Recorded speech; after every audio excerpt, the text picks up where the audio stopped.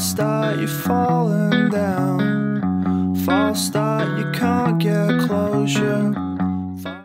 Bonjour les aventuriers. Alors aujourd'hui on se retrouve pour la deuxième vidéo de notre triptyque au sujet des doshas et nous allons donc parler cette fois-ci de Pitta.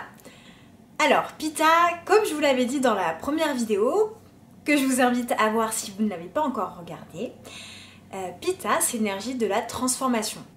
Transformation, qu'est-ce que ça veut dire? Alors il y a plusieurs types de transformation que gère Pitta.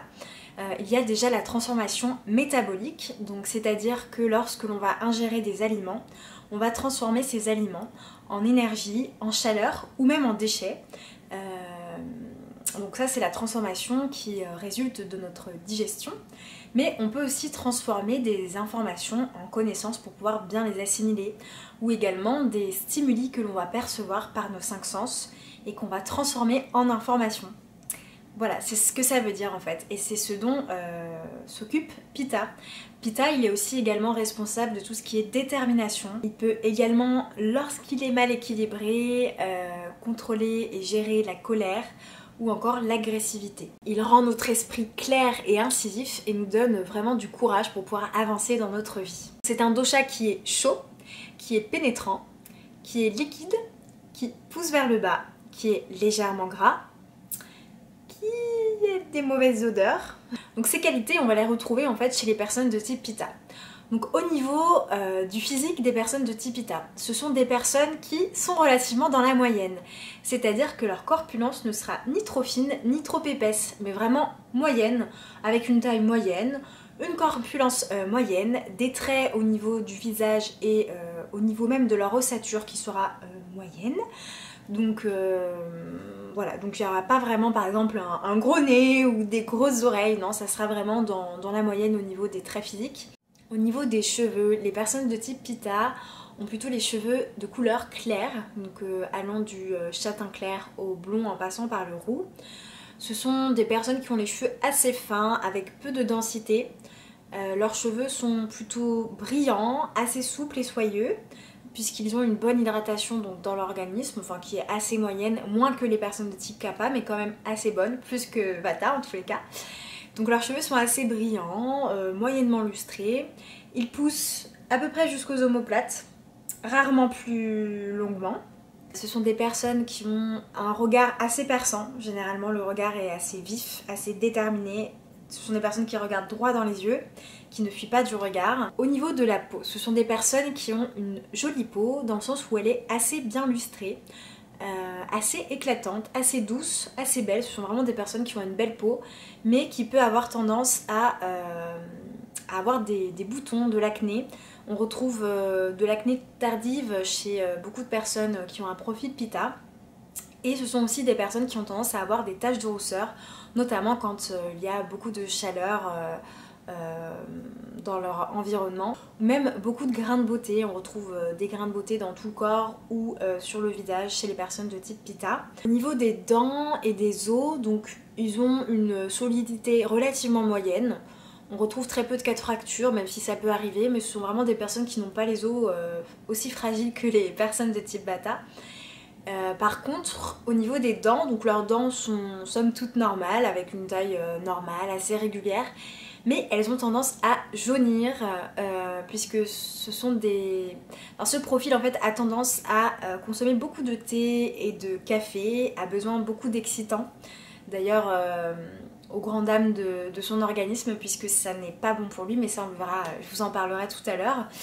Mais donc voilà, chez les personnes de type Pitta, on retrouve beaucoup de jaunissement au niveau des dents, donc elles sont rarement blanches, à moins que vous ne consommiez pas donc ces fameux excitants dont je viens de vous parler. Donc ce sont des personnes qui ont une immunité ni mauvaise ni bonne, mais voilà, encore une fois, on retrouve ce rapport à la normalité avec Pitta. Ce sont des personnes qui sont assez gracieuses et qui, quand elles parlent, en fait, ont vraiment des gestes mesurés et contrôlés. Les personnes Pitta sont vraiment dans le contrôle et dans l'assurance.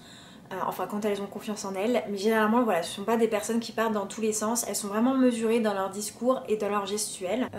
On dit d'elles qu'elles sont assez chic, puisque donc il y a vraiment un goût de l'esthétisme et de l'harmonie qui est très fort chez les Pitta, et elles sont très sensibles à tout ce qui est visuel. C'est vraiment leur sens le plus fort chez elles, c'est la vue. Donc du coup, elles l'expriment aussi dans leur manière de s'habiller ou d'être. Alors, chez les femmes de type Pitta, on peut retrouver beaucoup de ménorrhagie parce qu'elles ont tendance donc à avoir des règles assez abondantes, sans forcément avoir de douleur, mais elles peuvent perdre beaucoup de sang. Et donc ça, c'est quelque chose qu'il faut vraiment réguler chez les personnes de type Pitta ou qui ont un excès assez fort en Pitta. Au niveau psychologique, les personnes de type Pitta sont des personnes relativement déterminées, fonceuses, qui n'ont vraiment pas peur et qui ne supportent pas d'avoir peur d'ailleurs. Au contraire, plus elles ont peur et plus c'est challengeant pour elles, et plus elles veulent se dépasser, ne supportant pas en fait la peur qu'elles peuvent ressentir.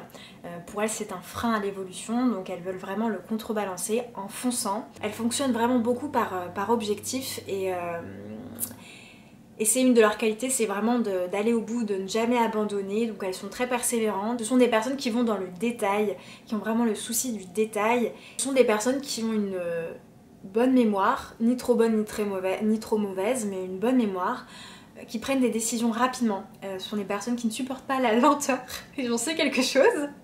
Donc elles ne supportent pas les choses qui prennent trop de temps. Donc voilà, elles prennent facilement des décisions, mais ça sera toujours posé et mesuré dans leur esprit, ça ne sera jamais de façon hâtive. C'est juste que voilà, action, réaction. Par contre, ce sont des personnes qui ne supportent pas vraiment le stress, et le stress va avoir tendance à les rendre colériques. A contrario d'un Vata qui va plutôt être angoissé, le Pitta va vraiment se réfugier dans la colère et exploser littéralement. Donc oui, les Pitta peuvent avoir tendance à être assez agressifs et colériques. Elles ont la colère assez facile et montent vite dans les tours parce que voilà, c'est une émotion chaude, et c'est quelque chose qu'elles expriment de manière assez facile. Alors au niveau de la digestion, donc les personnes de type Pitta ont une très bonne capacité digestive. Elles ressentent très facilement la faim, donc au bout de 3 heures généralement, la faim se réveille et revient à la charge pour stimuler la personne de type Pitta et manger. Donc c'est des personnes qui peuvent manger 4 à 5 fois par jour sans souci. Elles digèrent très rapidement, elles vont beaucoup à la selle. Donc ça peut être de l'ordre de 3 à 4 selles par jour. Elles vont être moins sèches que les personnes de type Vata, et au contraire, les personnes de type Pitta peuvent avoir tendance à avoir de la diarrhée ou avoir des selles assez molles.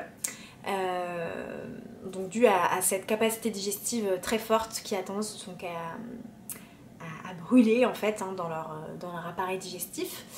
Ce sont des personnes qui ont généralement pas beaucoup de toxines, à part si elles ont un feu digestif ou un système digestif qui a été endommagé par des mauvaises habitudes alimentaires.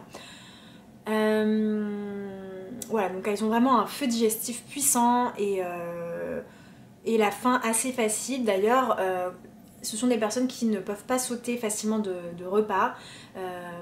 La faim et la soif peuvent vraiment les faire entrer en colère parce que le feu digestif augmente alors à ce moment-là. Au niveau de l'alimentation, ce qui est conseillé pour les personnes de type Pitta, c'est de manger plutôt des choses qui sont rafraîchissantes, qui sont lourdes et hydratantes. Éviter le piquant, éviter le salé qui contiennent beaucoup trop de feu et vont avoir tendance donc à augmenter votre acidité ou votre état inflammatoire, ou à même trop surstimuler en fait votre feu digestif, ce qui peut après vous occasionner des douleurs au niveau du ventre. Donc ce qui va vous faire surtout du bien, ça va être les goûts sucrés, les goûts astringents, les goûts amers. Vous pouvez très bien favoriser tout ce qui est yaourt, tout ce qui est à base de noix de coco, tout ce qui est légumes verts puisque c'est assez astringent et donc refroidissant pour vous.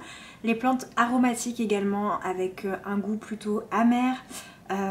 Tout ce qui est donc pousses d'alfalfa, le céleri, la menthe, la coriandre. Il faut éviter aussi tout ce qui est viande rouge, tout ce qui est piquant comme les oignons par exemple, ou tout ce qui est trop salé comme les chips ou les les fruits de mer qui peuvent parfois, ou en tout cas si vous les mangez de manière irraisonnée, intensifier vos états inflammatoires que vous pouvez avoir, ou alors faciliter leur développement à la longue en fait.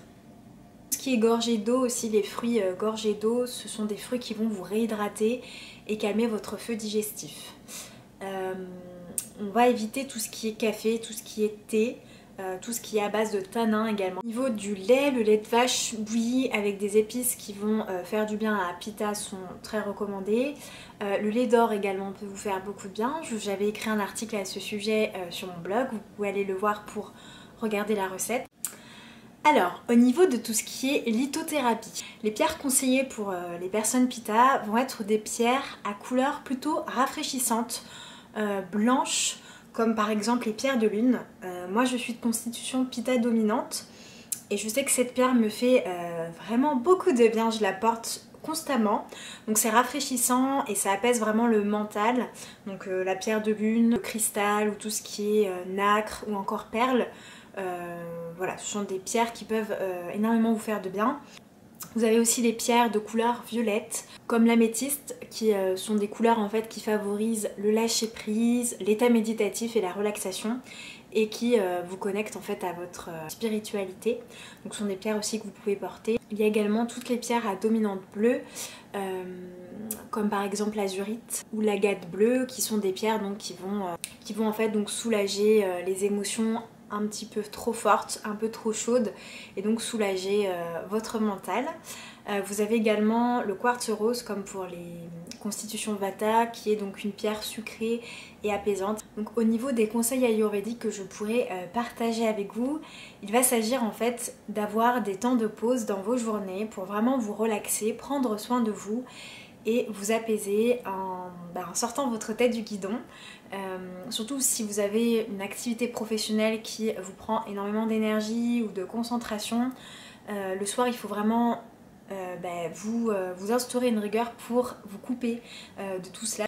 N'hésitez pas donc à réaliser des activités sportives plutôt douces comme le yoga ou le tai chi. Également réaliser du yoga des yeux le matin, notamment au réveil, puisque chez vous le sens de la vue est vraiment stimulé, peut-être même parfois surstimulé. Donc c'est important de détendre vos yeux en effectuant du yoga des yeux, donc avec des étirements au niveau des muscles oculaires. Ce qui peut être bien aussi, c'est de faire l'alphabet avec vos yeux, donc tout l'alphabet de A à Z. Ça pourra vraiment vous étirer les yeux et stimuler donc les muscles que l'on n'a pas tendance à faire travailler lors de la journée. Vous pouvez aussi effectuer le palming, donc en chauffant vos mains le matin, vous les chauffez pour condenser l'énergie et vous venez les apposer sur vos paupières pour réénergétiser vos yeux. Vous pouvez aussi faire ça si vous travaillez sur un ordinateur par exemple. Pendant votre journée, vous vous accordez 5 à 10 minutes, 3 fois par jour ou 3 à plus de fois si vous le souhaitez, si vous en ressentez le besoin, pour effectuer ce palming, cette pratique et donc apaiser vos yeux. Donc si vous ressentez trop de chaleur, vous pouvez tout à fait vous masser les pieds avec de l'huile de coco pour en fait capter la chaleur qu'il y a dans votre tête. En fait on dit que ça capte la chaleur qu'il y a dans l'ensemble du corps, notamment dans la tête, et ça vient l'attirer dans les pieds pour donc justement soulager le corps et pouvoir passer une nuit rafraîchissante. Voilà, donc nous avons fait le tour pour le dosha Pitta. Est-ce que vous êtes reconnu en tant que Pitta dominant? Si oui, donc n'hésitez pas encore une fois à me l'indiquer en commentaire. N'hésitez surtout pas à me poser vos questions si il y a des zones d'ombre ou vous vous posez des questions par rapport à votre constitution. Je me ferai un grand plaisir de vous répondre. Pour les personnes de double constitution, notamment pour les Vata comme nous l'avons vu dans la première vidéo, vous allez certainement avoir plus de facilité à comprendre un petit peu cette alliance entre votre Vata et votre Pitta. Et pour les personnes de type Kapha, soyez un petit peu patients. Je vais bientôt travailler donc sur la dernière vidéo, la dernière et troisième vidéo, au sujet donc du dosha Kapha, et j'espère que ça s'éclaircira dans vos esprits et que vous aurez donc des éléments de réponse. Voilà les aventuriers, donc je vous fais des gros bisous et je vous dis à très bientôt pour la vidéo sur Kapha. Au revoir les aventuriers.